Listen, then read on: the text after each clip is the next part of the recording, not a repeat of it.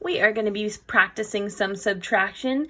These are just your notes for subtraction. Please follow along with your notebook or on a separate piece of paper so that while you're doing your assignment, you can refer back to the notes. This is your subtraction assignment. There are 6 problems to do right here, and there's some skills in there that we're going to be working on in our notes.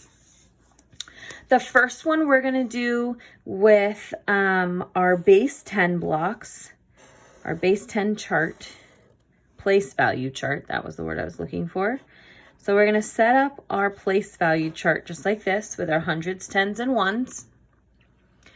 If you are way past the place value chart and you don't need it anymore, you can skip this problem and then just wait for me to put a star next to this problem right here to show that I'm ready to start this one. I do want you to do place value chart with me on this one because it'll help you understand how and why we borrow from the neighbors. So we're taking a look at this bigger number right here. We always want to start with the bigger number in subtraction. So I look at the tens place and I see that there's a 1 in the tens place. And then I take a look at the ones place and I see that there's 3 in the ones place. So now I've drawn out 1 10 and 3 ones, which of course is 13. Now I'm going to subtract my 7, but I look here at the ones place and I realize that I cannot subtract 7 right away. Can I take 7 from 3? No. If you had $3 but you owed me $7, you couldn't give me my full amount. So what we're going to have to do is we're going to have to borrow from our neighbor over here. And this is what borrowing looks like on our place value chart. We move the 10 over that we're going to break up into ones. 1, 2, 3, 4, 5, 6, 7, 8, 9, 10. And we put it under our ones place.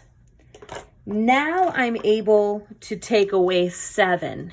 I have 1, 2, 3, 4, 5, 6, 7, 8, 9, 10, 11, 12, 13 ones now.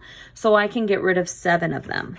So if I cross out 7, 1, 2, 3, 4, 5, 6, 7. And then I can count out how many I have left. And I have 6 left. So that means that 13 minus 7 is 6. All right, now this is the important one. I want you to make sure that you are watching this one so that you can see how and why we why we have to borrow for our bigger numbers. So we're going to make another place value chart. Hundreds, tens, and ones. And then down below, we're also going to write down the standard algorithm as well for subtraction. So 134 minus 97. So this is where it's going to kind of connect all together. I'm still going to draw my bigger number in the place value chart. So if we draw our bigger number, we have a 1 in the hundreds place. We have 3 in the tens place. And we have 4 in the ones place. Now, if I'm trying to subtract 97, that means I'm trying to take 7 away from the ones place. If you have $4, can you give me $7? No, you cannot do that. You won't have enough. So instead, we are going to take 1 from the tens place. This is crossing out the tens place. How many tens do we have left here? We have 2 tens left after we do that. And we're going to move 10 ones over here because that's the same as 110. So 1, 2, 3, 4, 5, 6, 7, 8, 9, 10.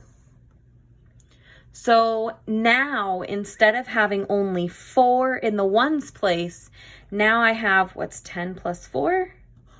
14 in the ones place.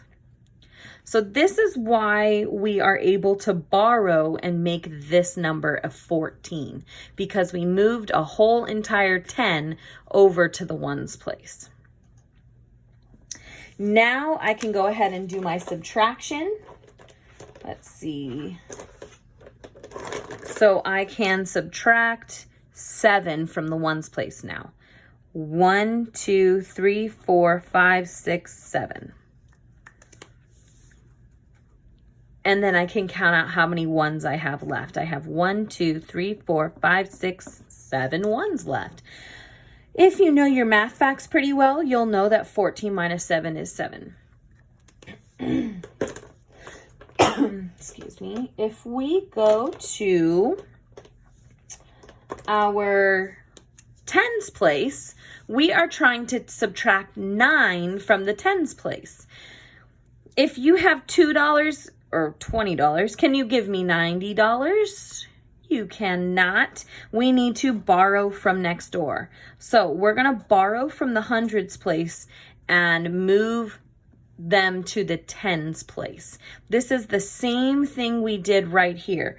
We're borrowing from the hundreds place. And now how many hundreds will we have after we cross out this one? 0. And we're going to move them over to the tens place. So now we'll have 1, 2, 3, 4, 5, 6, 7, 8, 9, 10 more tens. So instead of having 2 tens, now we should have 12 tens. And now, if you have $12, can you give me $9? Absolutely, you have plenty. So now what's 12 minus 9? We can cross those numbers off. We can cross off 1, 2, 3, 4, 5, 6, 7, 8, 9. And we are left with 1, 2, 3. With a 0 in the ones place. So this is why we borrow from our neighbor and how it works.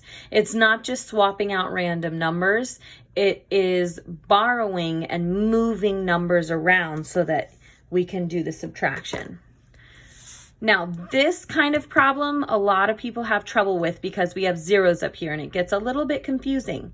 But once you think about it this way, it's really not confusing at all. So we have 200 minus 37. If we try to solve this problem, are we able to take 7 away from 0? No, if you have $0, you cannot give me 7. So if we look down here at a place value chart, and I have my hundreds, my tens, and my ones. Here are my 200, and I don't have anything else.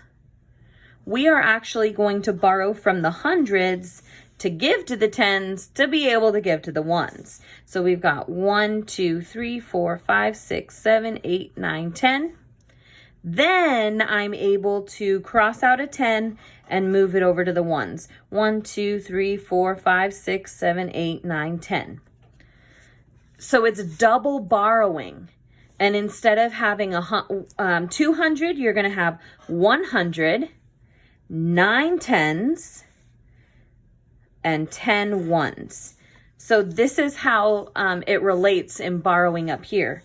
I'm not going to have 200s anymore. I'm going to have 100. This is when I give that 100 over to the tens place. But now I'm going to get rid of this, and it's going to turn into a 9 because I need to be able to give it to the ones place. Now I'm able to subtract. 10 minus 7 is 3. 9 minus 3, 6. And then 1 minus 0, 1. So we end up with 163. We're going to do one more problem that's similar to this to get a little bit more practice in with the standard algorithm. So let's do 500 minus 147. Go ahead and get that written on your paper. This one we're going to need to double borrow again. So we will have to start in the hundreds place. There's nothing here to borrow. So we need to start in the hundreds place. If we give 100 to this tens place, how many will we have left right here? So we'll do 5 minus 1. Turns into a 4. Which means we gave the tens place 100, which is 10 tens. But now we need to borrow from these tens and give it to the ones place, which now has 10 ones. 10 minus 7 is 3. 9 minus 4 is 5. 4 minus 1 is 3. All right, go ahead and do some of those practice problems on your subtraction assignment sheet. After you finish with this assignment, please make sure you take a picture of it and send it to me so that I can check your work. All right, thanks. Bye.